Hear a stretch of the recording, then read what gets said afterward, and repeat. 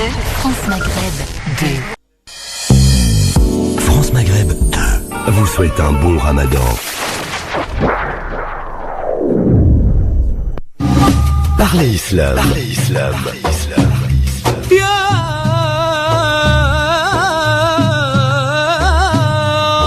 Parlez Islam pour répondre à vos questions, vos interrogations et vos doutes dans la mesure du possible en direct live. Parlez Islam pour mieux le vivre dans notre société. Parlez Islam chaque soir de 19h à 20h sur France Maghreb 2 avec vos appels, vos questions en direct au 08 92 23 99 50 étoiles, choix numéro 1 pour vous aider à passer au mieux ce Ramadan, présenté ce soir par Mohamed Bajrafil. Salam alaikum Hajj. Wa alaikum salam wa rahmatullahi ta'ala wa barakatuh. Mohamed Bajrafil donc qui est avec vous ce soir pour répondre à toutes vos questions, pour vous aider à passer ce Ramadan. Nous sommes donc le 3e jour de ce mois sacré de Ramadan. Évidemment, on va pas parler de la chaleur puisque ce n'est qu'un détail. Si nous parlions un peu plus de spiritualité, Mohamed, ce soir. نعم بسم الله الرحمن الرحيم الحمد لله وكفى والصلاة والسلام على نبيه المصطفى وعلى آله وصحبه المستكملين الشرفاء وعلى من سار على نهجهم القويم إلى يوم الوفا بعد. السلام عليكم ورحمة الله تعالى وبركاته. Avant toute chose, رمضان مبارك سعيد وكل عام وأنتم وذووكم بخير أعاده الله علينا وعليكم باليمن والبركة. Que vous dire à part vous dire ce que je viens de vous dire en arabe, à savoir vous souhaiter les meilleures choses qui soient pour ce mois. Je prie Allah subhanahu wa ta'ala que ce mois soit celui dans lequel nos vœux de paix, d'amour et de fraternité seront exaucés, que ce sera également le mois dans lequel les violences faites aux populations fragiles de quelque bord qu'elles soient, s'arrêteront. Prions Allah subhanahu wa ta'ala qu'il fasse de notre terre une terre ou un habitat viable et vivable pour l'ensemble des humains, et qu'il prenne la main à quiconque veut commettre une injustice contre une de ses créatures, car il en est capable. Et que ce soit enfin le mois des initiatives, pas le mois de l'immobilisme. Œuvrons pour la paix, œuvrons pour l'amour, œuvrons pour la fraternité, œuvrons pour le rapprochement des peuples, œuvrons pour l'entraide mutuelle, car tout cela c'est le mois de Ramadan. Œuvrons enfin pour une vie meilleure, car il est également de cela question. Et c'est pour cette raison que, en réalité, ces occasions nous sont données de manière ponctuelle, pas tout le temps. Ramadan, c'est pas toute l'année, c'est une fois par an, donc un mois, afin que, comme on disait autrefois dans les BD, je ne sais pas si, cher Christophe, vous étiez un amateur de BD, mais dans les BD anciennes, on parlait il y avait une expression, recharger les écus, une manière de dire que l'on se recharge, que l'on se requinque. Il en est du mois de Ramadan donc comme d'une fontaine à laquelle celui qui a soif de miséricorde vient s'abreuver.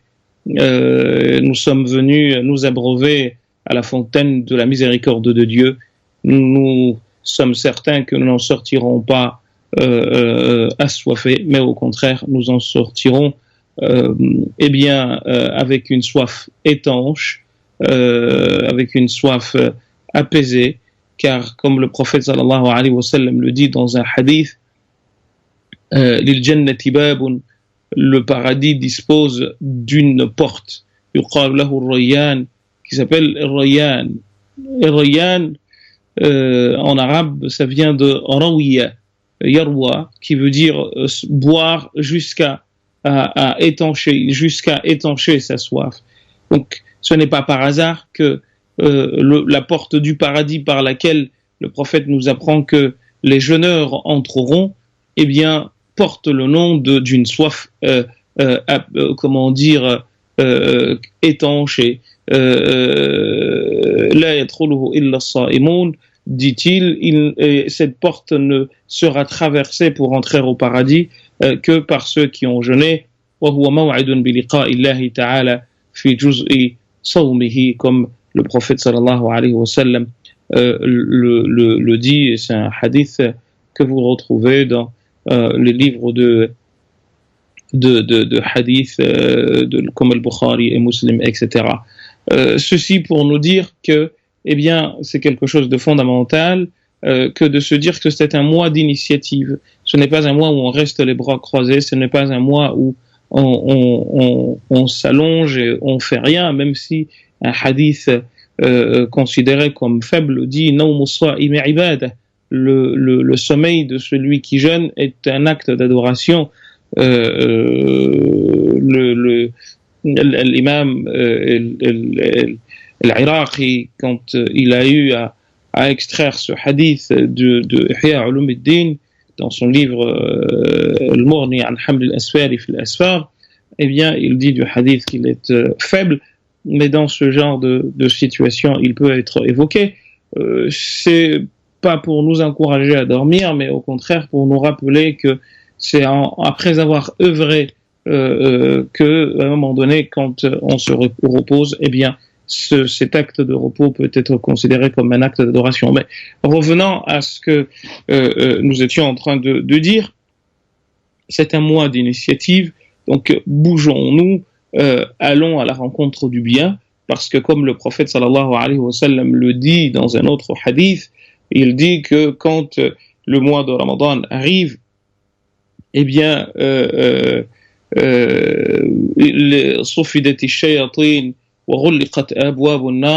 les démons sont attachés, sont ligotés et jetés dans les îlots les plus lointains, les démons pouvant faire du tort aux hommes, et les portes de l'enfer sont fermées.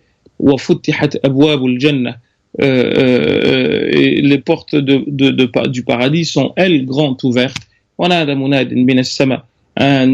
Un ange du ciel, appelle et dit: Ya bari al-khayri aqbil, ô toi qui veux le bien, approche. Ya bari al-sharri akhsir, et toi qui cherches à faire le mal, eh bien, fatigue-en toi et ne le fais pas. C'est donc une moisson pour nous musulmans, c'est un mois de moisson, c'est un mois de récolte, mais on ne peut pas, hélas, ne pas parler de l'actualité sanglante qui fait des victimes en Angleterre, en Syrie, en Égypte, au Congo, bref, les quatre coins de la planète sont aujourd'hui secoués par des injustices qui en réalité se nourrissent mutuellement, raison pour laquelle la meilleure manière de répondre à l'injustice n'est pas d'en commettre une comme elle, mais plutôt, eh bien, d'œuvrer pour que justement celle-ci s'arrête en ne se comportant pas de manière injuste, parce que il n'est permis à personne de se comporter injustement, quand bien même on a été victime d'injustice. C'est ce mois, le mois de Ramadan, ce mois dans lequel eh bien les péchés fondent. Et c'est pour cette raison d'ailleurs que le mois a été appelé Ramadan, parce que Ramadan, ça vient de Ramida. Et Ramida ou Ramda veut dire une chaleur intense qui fait fondre même les petites pierres. Donc on dit que c'est le mois dans lequel eh bien les péchés fondent sous la pression de la miséricorde divine. Et c'est la raison pour laquelle dans cette dizaine, il nous est demandé de nous rappeler que eh bien Dieu couvre ceux qui jeûnent par sa miséricorde. Le prophète sallallahu alayhi wa sallam disait justement que Dieu a divisé ce mois en trois parties. La première partie, la première dizaine, c'est la dizaine de la miséricorde. Donc comment faire pour justement bénéficier de cette miséricorde, cher Christophe? Eh bien en étant miséricordieux.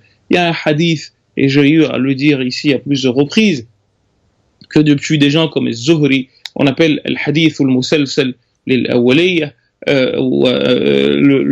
le hadith de la primauté, appelé ainsi parce que quand on voulait enseigner les paroles du prophète sallallahu alayhi wa sallam dans une assise quelconque, on commençait par ce hadith depuis ces illustres imams, eh bien, il nous dit quoi? Ar-Rahimuna yarhamuhumullahu tabaraka wa ta'ala. Yarhamu man fil ardi, yarhamkum man fis sama, ou yarhamukum man fis sama. Ceux qui, les miséricordieux, les personnes miséricordieuses ou qui font preuve de miséricorde à l'endroit des créatures de Dieu, eh bien, feront l'objet de sa miséricorde ou bénéficieront de sa miséricorde. Yarhamu man fil ardi. Soyez miséricordieux à l'endroit de ceux qui sont sur terre. Yarhamkum man fis sama. Et le Seigneur des cieux, bien entendu, vous accordera de sa miséricorde. Ceci, cher Christophe, oui, pour nous inciter mutuellement, à commencer par moi, parce que c'est comme ça, c'est comme on a aussi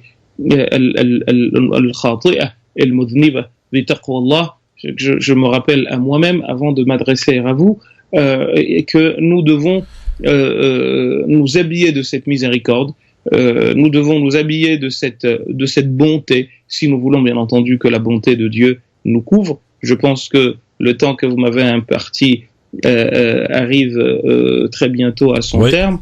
Je ne vais pas en abuser, je laisse la possibilité à nos auditeurs et auditrices de poser leurs questions. Et c'est très simple, ils peuvent d'ailleurs nous appeler dès maintenant 08 92 23 99 50, étoile choix numéro 1, 08 92 23 99 50 pour toutes vos questions, pour vous aider à passer au mieux ce Ramadan avec évidemment des experts en la matière, à l'image de Mohamed Bajrafil. C'est intéressant, avant d'accueillir les premiers appels, Mohamed Bajrafil, que vous parliez de la signification du Ramadan et sur le fait que les péchés fondent sous la chaleur de ce mois béni et sacré, sauf que beaucoup aussi, durant ce mois des Ramadans, commettent des péchés absolument incroyables, tels que par exemple la méchanceté, l'agressivité, finalement de continuer d'être de continuer d'exposer finalement nos défauts, nos plus grands défauts durant ce mois sacré, alors que ça devrait absolument être autrement. Le fait de jeûner, de s'abstenir, c'est aussi une épreuve, Mohamed Bajrafil. C'est une épreuve, mais voyez-vous, plus grande est la récompense, plus grand sera l'effort demandé. L'homme n'est pas un être parfait. L'homme est un être perfectible constamment. Et je pense que vous et moi, nous sommes tous, chacun à son niveau, pourvus de grands défauts. Je pense que la meilleure manière de lutter contre n'est pas de chercher à tous les effacer d'une traite, parce que justement on n'arrive pas à le faire. C'est de se dire que j'ai par exemple dans ma vie, je sais pas moi, une trentaine, une quarantaine, une cinquantaine de défauts, et j'essaye, ou ceux que je considère comme étant mes principaux défauts, j'essaye à chaque fois que le mois de Ramadan vient, eh bien d'en enlever un. Cette manière de faire nous aidera, Inch'Allah, à sortir de ce mois grandi pour deux raisons. Grandi parce que nous aurons évolué, et grandi parce que nous aurons pu nous maîtriser. Le jeûne, justement, nous a été donné pour que, eh bien, nous nous sentions tout le temps, constamment au contact de notre Seigneur, constamment sous le regard de notre Seigneur, constamment en compagnie de notre Seigneur. Et c'est pour cette raison qu'un propos du prophète nous dit « As-sawmu junnah », le jeûne, junnah. Junnah en arabe, ça vient de jannah, et jannah en arabe veut dire couvrir. C'est pour cette raison d'ailleurs que le paradis s'appelle Jannah, parce qu'on ne le voit pas. Et le djinn est appelé djinn parce qu'il est invisible. Donc as-sawmu junnah, le jeûne est une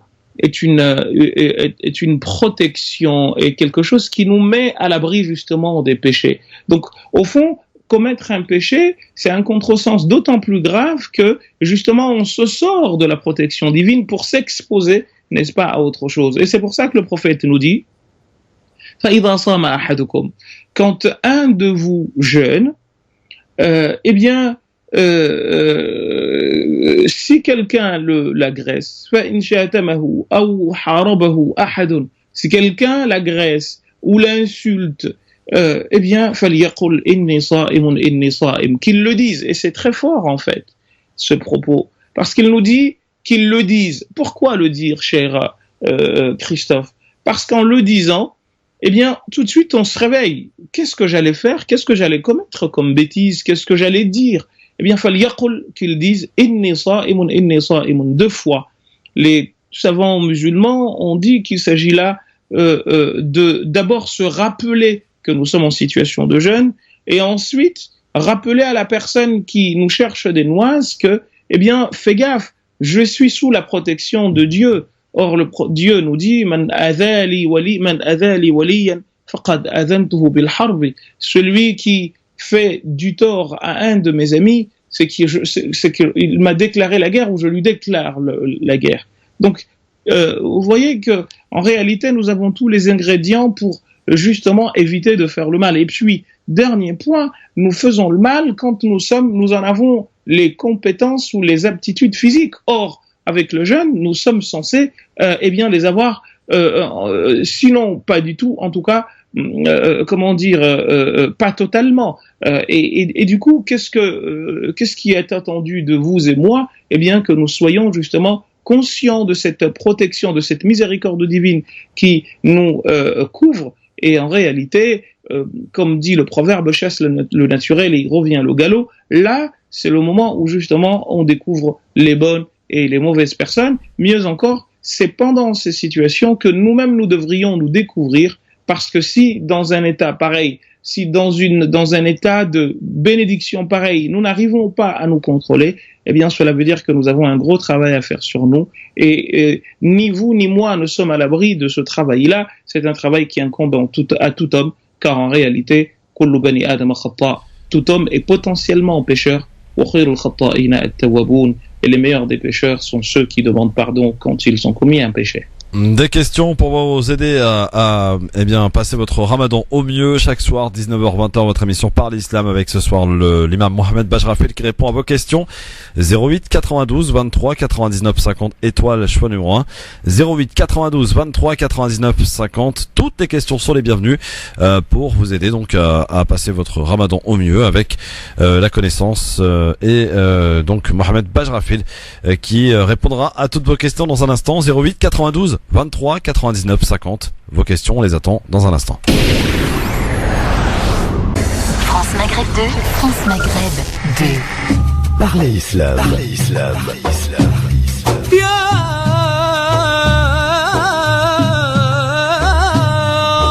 Parlez Islam pour répondre à vos questions, vos interrogations et vos doutes dans la mesure du possible en direct live. Parlez Islam pour mieux le vivre dans notre société. Parlez Islam spécial Ramadan chaque soir 19h 20h sur France Maghreb 2 avec vos questions en direct à l'imam Mohamed Bajrafil. 08 92 23 99 50.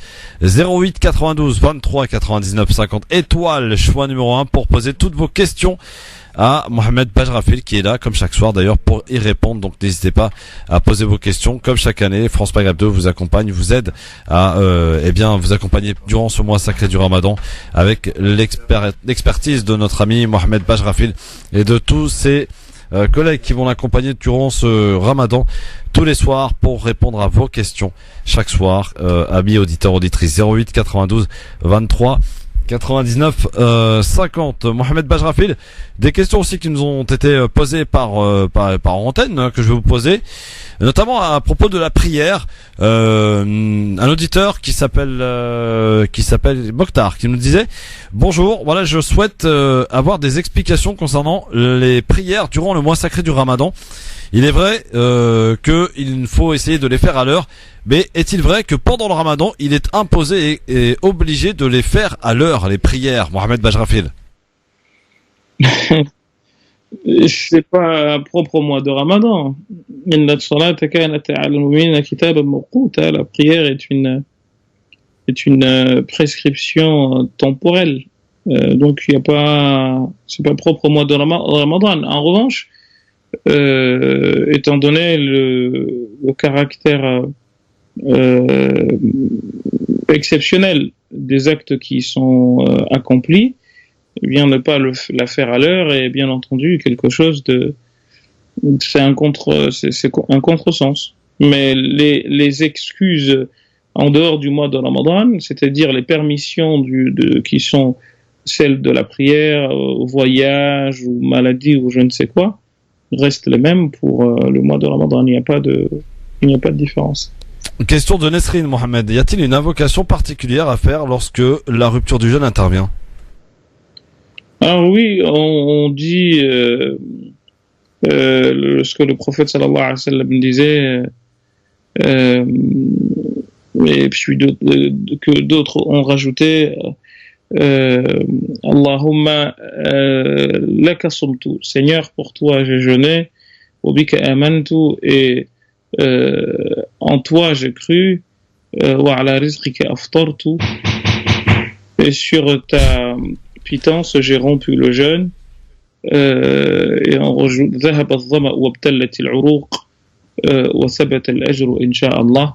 La soif est partie et les veines se sont mouillées du fait que j'ai rompu, et Inch'Allah la récompense sera fixée auprès d'Allah subhanahu wa ta'ala.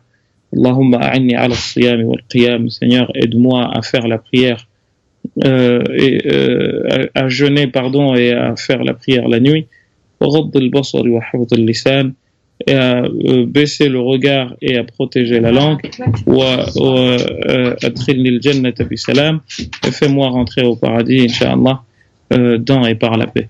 Donc c'est un dua que l'on dit, mais justement la première partie elle est suffisante. Allahumma laka sumtu wa bika amantu wa ala rizqika aftartu. C'est suffisant. Seigneur, pour toi j'ai jeûné, sur ta pitance j'ai rompu, et en toi j'ai cru ou je crois. Très bien. Vos questions 08 92 23 99 50 étoiles, choix numéro 1. À propos du déjeuner du matin, Mohamed Bajrafil, question qui revient fréquemment chaque année, on y a le droit, et encore cette année, donc une fois n'est pas coutume, c'est Aude qui nous pose cette question et qui nous demande jusqu'à quand peut-on manger? Est-ce qu'il faut attendre l'appel à la prière pour stopper, arrêter de manger, ou est-ce qu'il faut prendre en considération ce qui apparaît sur les calendriers, à savoir l'IMSEC? En fait, est-ce que j'ai le temps de développer ou j'ai pas le temps de développer, parce que ça serait bien qu'on fasse un focus là-dessus, parce que c'est important. Beaucoup de gens se posent la question. On a sur les calendriers ce fameux IMSEC qui apparaît juste pendant le Ramadan, hein, si vous me contredisez si je dis une bêtise, Mohamed Bajrafil, mais les calendriers, on a IMSEC pour le Ramadan, pour le reste de l'année il n'y a pas d'IMSEC. Alors oui, jusqu'à quand doit-on manger? Pourquoi? Comment? Expliquez-nous tout, Mohamed.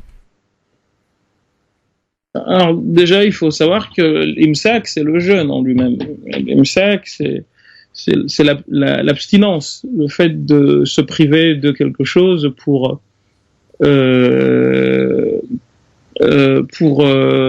un but donné. Donc celui, par exemple, qui se prive, qui est privé de telle chose, eh bien, il a une notion, il est dans une situation de imsak.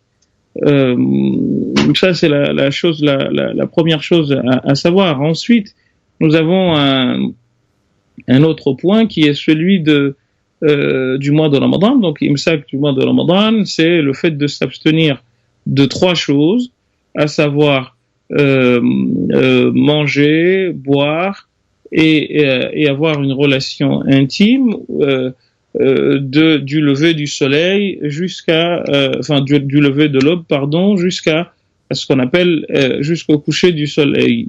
Là, j'ai donné des données globales, cher Christophe, mais il y a une divergence sur justement le début. Est-ce que le début, c'est justement quand, comme dit le verset, حتى يتبين لكم الخيط الأبيض من الخيط الأسود من الفجر, jusqu'à ce qu'il vous soit possible de distinguer un fil blanc d'un fil noir, ou plutôt un temps un peu plus tard, relevant justement de cette ce qu'on appelle al-fajr al-ahmar,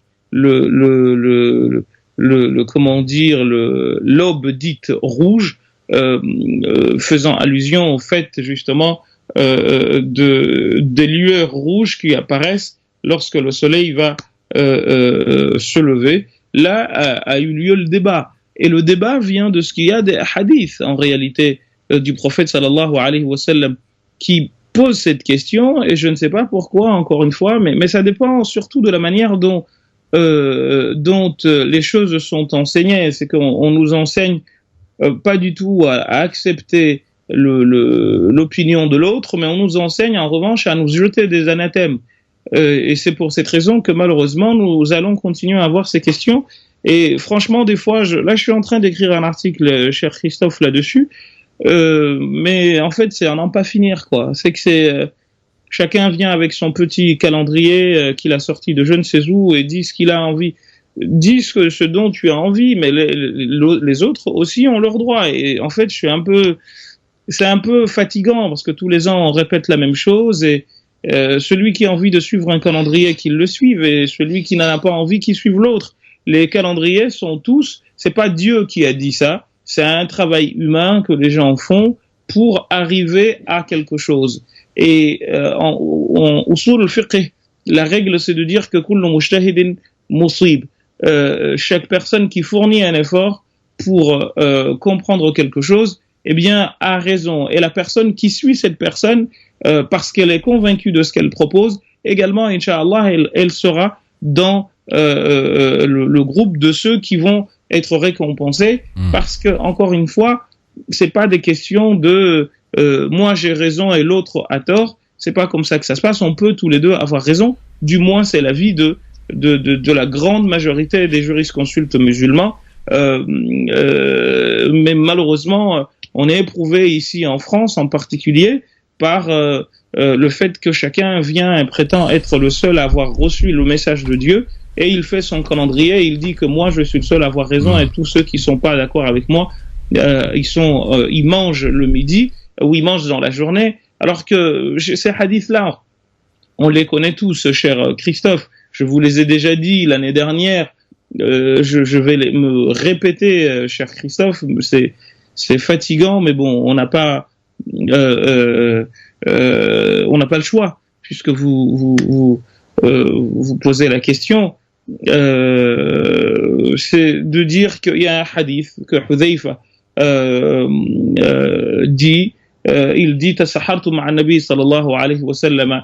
J'ai mangé avec le prophète sallallahu alayhi wa sallam le médianoche, le repas de la veille du mois le repas que l'on mange, le suhour, que l'on mange pour une veille de jeûne. Eh bien, walaw asha'u, et si je voulais, dit-il, an aqula huwa an-nahar, si je voulais dire que c'est la journée, illa anna ash-shams lam tatla', sauf que le soleil ne s'est pas levé. Est-ce que vous voulez quelque chose d'encore plus clair que ça, cher Christophe? Et au moment où il mangeait, il dit le soleil ne s'est pas levé. Il y a le hadith de Talq ibn Ali qui nous dit également que le prophète sallallahu alayhi wa sallam leur a dit Kulu washrabu wala yuhidannakum sati'un musa'ad fakulu washrabu hatta ya'tarid lakum al-ahmar. Mangez et buvez jusqu'à ce que, eh bien, il vous soit possible de voir l'ahmar, donc la fameuse aube dont je vous parlais là, l'aube dite rouge par référence à ce qu'on appelle shafaq el-ahmar. Donc, et ça vient justement, cette aube-là vient après l'aube dite blanche. Et alors que la majorité est sur l'idée de l'aube blanche, parce qu'en fait, on dit que la vraie aube, c'est l'aube dit al-mustatir al-abyad. C'est cette élongation blanche parce que le prophète sallallahu alayhi wa sallam, plutôt le Coran, hatta yatabayana lakum al-khayt al-abyad min al-khayt al-aswad min al-fajr, parce que le Coran dit cela dans ce verset, jusqu'à ce qu'il vous soit possible de distinguer à l'horizon un fil blanc, le fil blanc du fil noir, donc cet horizon. Donc ce fajr, cette aube dite rouge, eh bien elle vient après l'aube dite blanche. Et vous voyez que c'est des compagnons comme Hudhayfa, Abdullah ibn Mas'ud. Est-ce que quelqu'un va oser dire de Abdullah ibn Mas'ud qu'il est complètement à côté de la plaque et qu'il ne jeûnait pas? En fait, franchement, les musulmans sont en train de mourir, des humains, des innocents sont en train de mourir partout dans le monde, et on est en train de parler de calendrier. c'est un peu fatigant. Donc celui qui a envie de suivre le 12 degrés, qu'il le suive, celui qui a envie de suivre le 15, qu'il le fasse, et celui qui a envie de suivre le 18, qu'il le fasse. Ce sont des efforts humains et gare à vous. Celui qui vous dira c'est la vérité absolue, c'est celui dont il ne faut pas suivre le calendrier. Très bien, Omar nous attend depuis Aulnay-sous-Bois. Bonsoir Omar, bienvenue. Oui, bonsoir. Salam alaikum. Votre question, cher Bachrafil. Oui. Alors en fait, moi je me suis fixé un programme pour ce Ramadan, c'est-à-dire rester sur la même sourate, la méditer, l'apprendre, etc. Mais comme je comprends pas bien l'arabe, je lis et j'écris l'arabe, mais je ne comprends pas bien les mots, donc du coup je lis le Coran en français. Et en fait, je lisais la sourate 94, et il y a un moment, dans un verset, il dit et quand tu te libères, donc lève-toi. Et moi, j'avais compris ce que j'avais compris sur ce verset, en vue de ce qui se disait juste avant. J'ai pas bien entendu. En fait, je lisais la sourate 94, et il y a un moment, il dit, arrivé à un verset, je crois que c'est le verset numéro 7, il dit, quand tu te libères, donc lève-toi. Quand tu te libères, donc lève-toi, c'est ça, hein? Oui, c'est ça. C'est ça, exactement. Parlez bien en face de votre téléphone, s'il vous plaît, pour qu'on puisse bien vous comprendre, Omar. Désolé, je sais pas si vous m'entendez bien là. Là, c'est mieux, oui. Ouais. Et moi, de ce que j'ai compris de ce verset, c'est quand tu te libères d'une difficulté, en vue de ce qui se disait juste avant. Et en fait, je me suis orienté vers les tafsirs, les exégètes, et je me suis aperçu qu'en fait, non, j'étais à côté de la plaque, quoi. Ça n'avait strictement rien à voir. C'est quand tu te libères de tes occupations. C'est ce que j'ai lu dans les tafsirs. Et ma question, c'est, est-ce qu'il est primordial, justement, de lire les tafsirs pour méditer le Coran? En français, hein, surtout, parce que moi, je lis pas l'arabe, je comprends pas l'arabe. Ma question, c'est, est-ce qu'il est primordial? Est-ce que c'est impératif? Est-ce qu'il faut lire les tafsirs pour comprendre le Coran, en gros? Merci Omar pour votre question. La réponse de Mohamed Bajrafil. Alors, il faut déjà savoir que ce qu'on nous demande du Coran, c'est une notion fondamentale qui est la notion de tadabbur. Et tadabbur vient du mot dubur, qui veut dire derrière. Donc en fait, méditer en français, c'est pas très exact en termes de traduction, mais on n'a pas le choix parce qu'il n'existe pas d'autres mots. Mais c'est pas non plus exégèse ou glose, ce serait beaucoup plus profond que cela.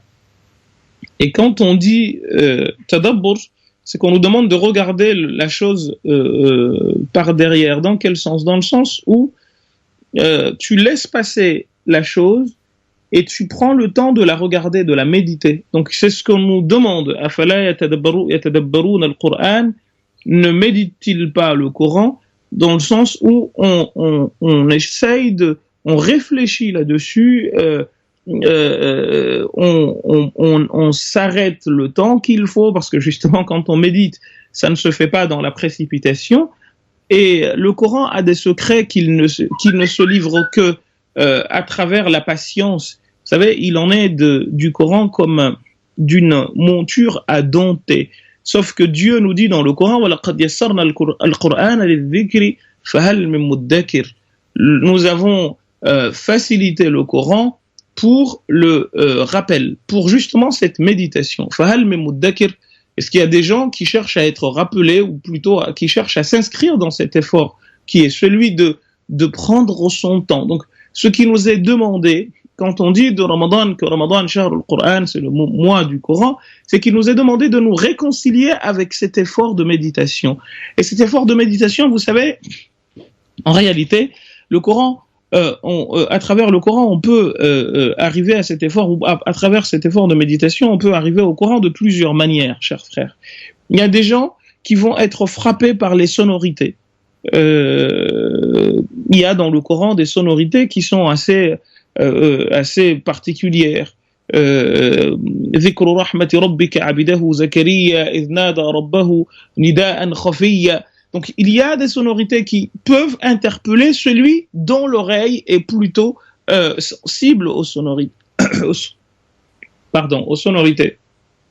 Comme celui dont le centre d'intérêt est la science, eh bien, il peut trouver des éléments dans le Coran qui vont, eh bien, le lancer dans la méditation scientifique. Il y a des gens dont le propre et plutôt dans le hobby et la manière d'analyser ou de construire les mots. Eux vont avoir un penchant ou une exégèse du Coran. J'utilise le mot parce qu'il n'en existe pas d'autre à ma connaissance, parce que ils ont un penchant pour les mots. Ils vont avoir une exégèse, si je puis dire, littéraire ou linguistique, etc., etc.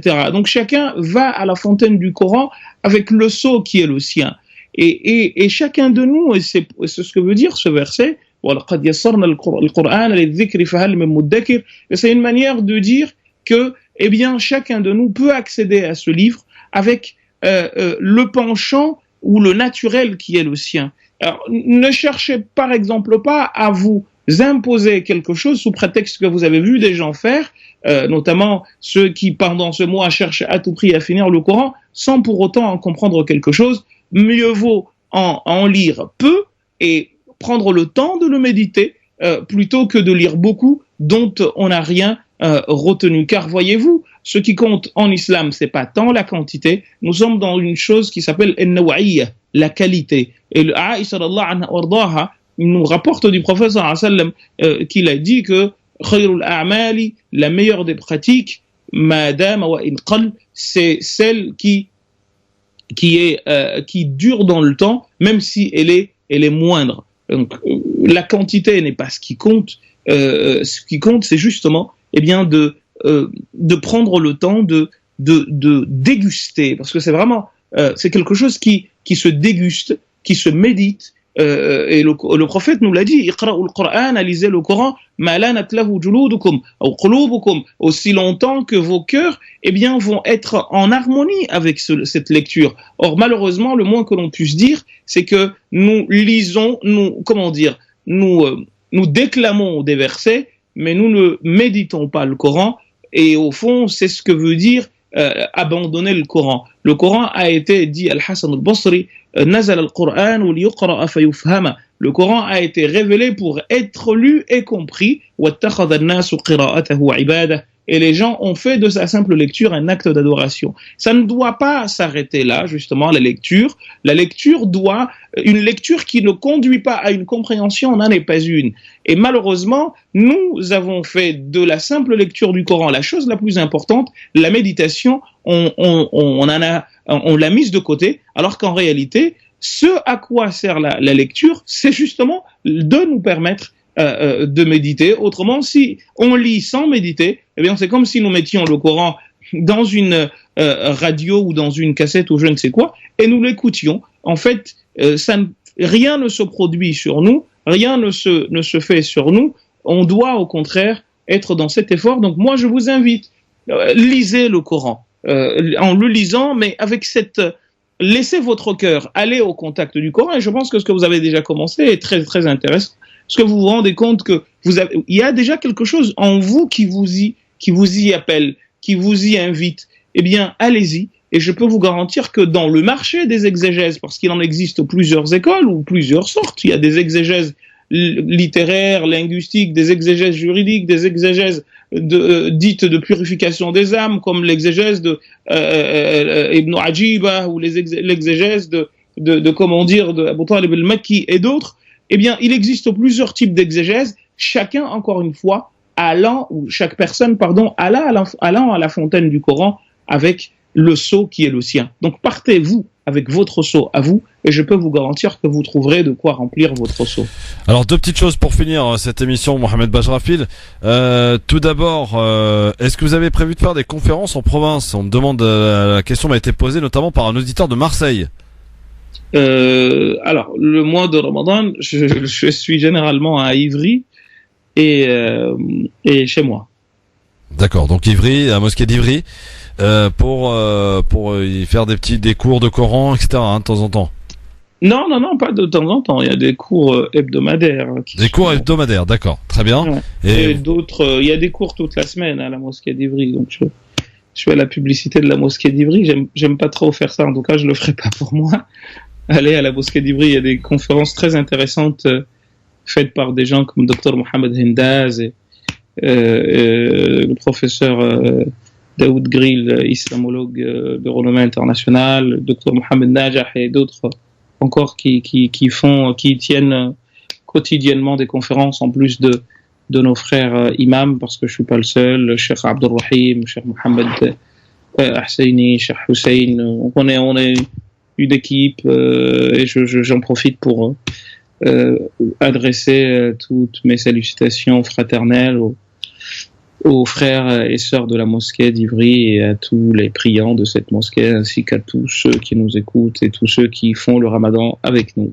Justement, en un mot et en une minute, cher Bajrafil, pour finir, une question qui a été posée par une auditrice qui nous dit, voilà, j'ai du mal avec mon mari qui est fatigué, n'a pas envie d'aller faire Tarawih. Est-ce que mon rôle d'épouse, de femme, c'est de l'inciter à y aller le maximum, le plus possible? Commencez déjà par stratégie. Dites-lui de faire Tarawih à la maison, c'est déjà pas mal.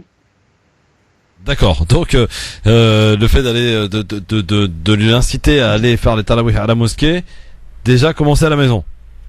Oui, parce qu'en réalité, c'est pas obligatoire que Tarawih se fasse à la maison. Le prophète sallallahu alayhi wa sallam l'a fait 3 fois et après il s'est abstenu de peur que ça devienne une obligation et il la faisait à la maison. Donc Tarawih, ça peut se faire à la maison, il n'y a aucun problème. Très bien. Eh bien, écoutez, je pense qu'on a été complet pour ce 3e jour de ce mois du Ramadan. Cher, on se retrouve évidemment demain soir entre 19h et 20h. La possibilité pour les auditeurs de nous appeler pour poser toutes vos questions, sachez-le, pour vous accompagner durant tout ce mois sacré de Ramadan. Merci beaucoup, cher. À demain, Inch'Allah. À demain, Inch'Allah. Sahaf Toulouk. Salam à tout le monde et à très bientôt. Merci beaucoup, cher Mohamed Bajrafil. Bonne soirée à tous sur France Maghreb 2. Les programmes continuent avec, vous le savez, ville par ville où vous nous écoutez, que ce soit à Dijon, Clermont-Ferrand, Metz. Vous aurez évidemment votre top horaire pour vous indiquer l'heure de la rupture du jeûne dans votre ville. Bonne soirée à tous. Sahaf Touloum. Rendez-vous demain sur France Maghreb 2 dès 17h pour le Grand Forum, 19h pour parler islam. France Maghreb 2 vous souhaite un bon Ramadan.